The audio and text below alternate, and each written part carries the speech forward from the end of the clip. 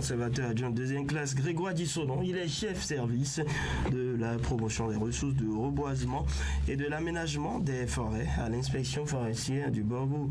Vous avez eu des précisions maintenant sur l'allumage des feux de végétation et surtout sur ce que dit la réglementation. On va enchaîner, on parle de l'actualité sur le continent à travers la rubrique Voile sur le monde. Je suis avec Raoul Steve. Bonjour. Bonjour René Soglo. Alors, on se rend ce matin en Guinée-Bissau où le président Embalo dénonce une tentative de coup d'État. Le président Bissau-Guinéen a dénoncé le samedi 2 décembre une tentative de coup d'État qui, selon lui, aura de lourdes conséquences après des affrontements entre l'armée et des éléments des forces de sécurité qui ont fait au moins 2 morts. J'étais à Dubaï où j'ai pris part à la COP28. Je ne pouvais pas rentrer à cause de la tentative de coup d'État. Je tiens à vous dire que ce acte aura des conséquences graves, a déclaré à son retour à Bissau le président Umaro Sissoko Embalo à la presse. Il y avait des indices, nous allons vous les montrer. Ce coup d'État a été préparé avant le 16 novembre, date des célébrations du 50e anniversaire des forces armées du pays, a-t-il poursuivi. Alors, qu'est-ce qui s'est réellement passé?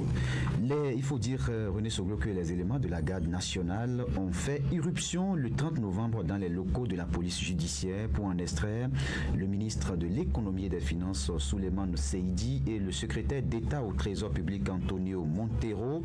Les 2 membres du gouvernement étaient interrogés par la police judiciaire sur instruction du procureur général nommé par le président à propos d'un retrait de 10 millions de dollars des caisses de l'État retranchées dans une caserne du sud de la capitale Bissau. Les éléments de la garde nationale ont affronté les forces spéciales de la garde présidentielle dans la nuit du jeudi à vendredi, faisant au moins 2 morts selon un responsable militaire. Le calme est revenu vendredi en milieu de matinée avec l'annonce de la capture ou la reddition du commandant de la garde nationale, le colonel Victor Tchango. Il faut préciser que c'est la 2e fois que le président Embalo est victime d'un coup d'État manqué.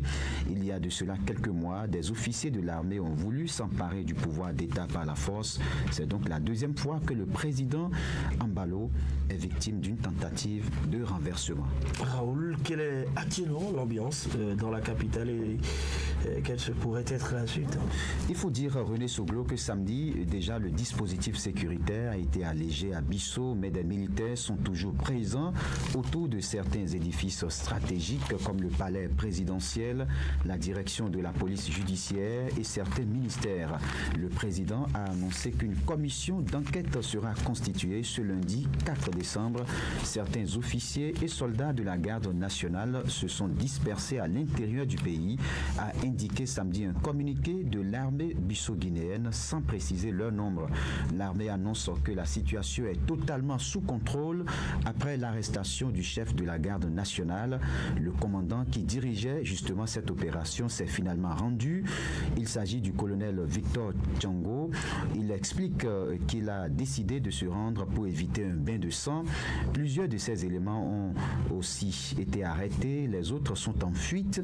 L'armée sillonne les rues et les accès à la présidence ont été fermés. Dans un communiqué, l'état-major a appelé la population au calme. L'ONU, elle, a demandé le respect de l'état de droit et exhorté les membres des forces de sécurité à s'abstenir de toute ingérence dans la vie politique du pays. Ouais, merci à vous, Raoul Steve. On vous raccompagne tout de suite à travers le reportage Focus de ce lundi. On s'intéresse au